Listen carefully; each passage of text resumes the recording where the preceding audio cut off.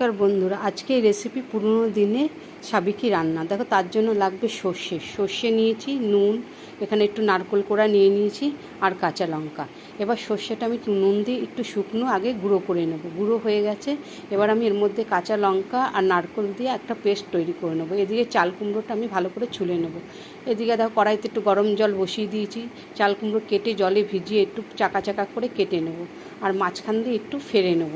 দেখো, এবার গরম জলের মধ্যে 80% মতো চাল কুমড়োটা আমি সেদ্ধ করে নেবো। এদিকে সর্ষে বাটা, সর্ষের মধ্যে কাঁচা সর্ষের তেল, নুন আর হলুদ দিয়ে ভালো করে একটু মেখে নেবো। এদিকে 80% সেদ্ধ হয়ে গেছে, নামিয়ে একটু ঠান্ডা করতে দেবো চাল কুমড়োগুলো।